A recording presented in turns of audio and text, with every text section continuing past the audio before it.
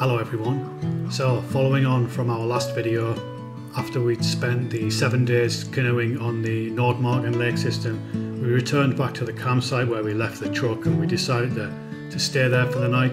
To be honest, I was still feeling a bit rough after the short illness I had on the trip, and then we decided to rent a small cabin on the shores of a lake and spend a few days there just to relax and recuperate.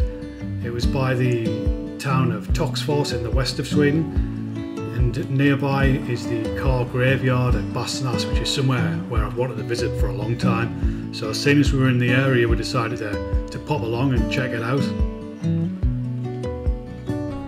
So we've arrived at Båstnäs to visit Ivar's car graveyard, which you can see behind me. It looks pretty interesting. There's just, well, cars everywhere and bits of cars and all kinds of other stuff as well. So I've got the camera with me. I'm going to have a good look around and get some footage of this place.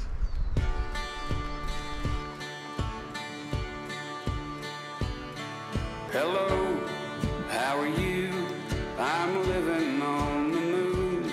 I'm calling from a telephone inside of a saloon. The only other person here left many years ago, and now I sit here at the bar feeling so alone.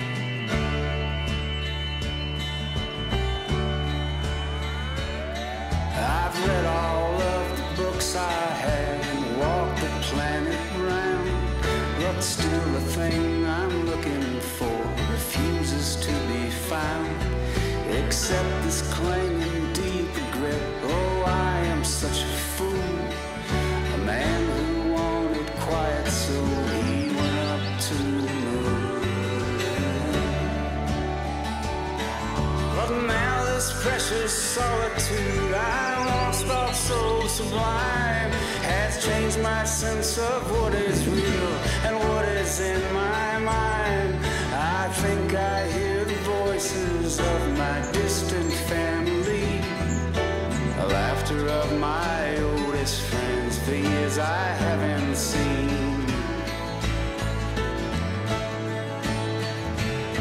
I know that that's impossible, I tell myself each day, but no one stops those growing sounds, they will not go away. But no one comes here for me, which was my own cruel design. There's nothing left but dusty dreams and memories and time.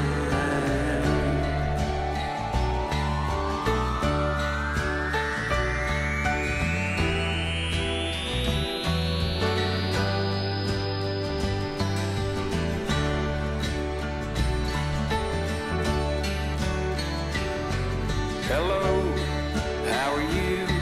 I heard you're on the moon. Tell us why you went up there, it's very strange of you. Just can't understand why it won't start. I think the carburetor must be blocked or something. So it looks like there's an entire bus here, so I'm gonna have to go in.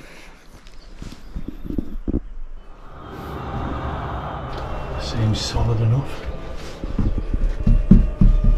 Wow, look at that.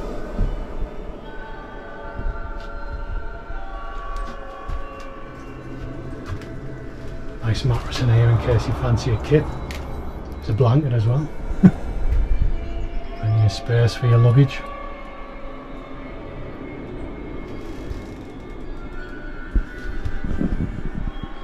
Wow, I wonder how old this is. Seats look a bit done in.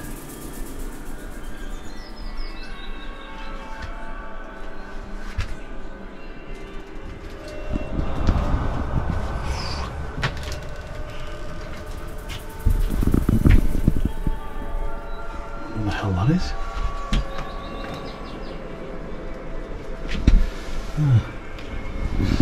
It's the radiator. Crikey. So once our time at the cabin was up, we were back on the road heading towards the Glaskogen nature reserve, where we intended to spend the next 5 days just camping, hiking and canoeing, but on the way there we came across an ancient hill fort, so we pulled over and decided to check it out. So we're just having a look around this old hill fort that's in the nature reserve now. I think it's been here for a long time. It would have originally been used when the Scandinavian countries were always at each other's throat. I believe the border between Norway and Sweden once ran quite close to this area here in Värmland. But the fort was utilised again as an outpost during the Second World War.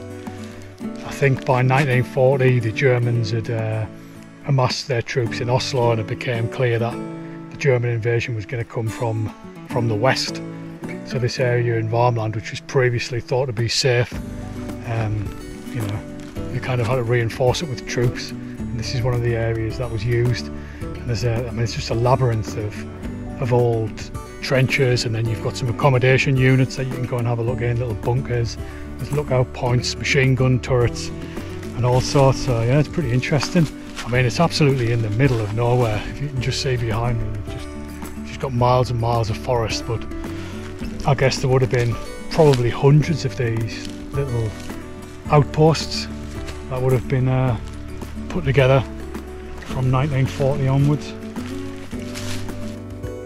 So we eventually made it to the campsite in the nature reserve, where we set the truck up, and we'd spend the next 5 days here. So in the next video we'll be out canoeing some of the larger lakes in the nature reserve.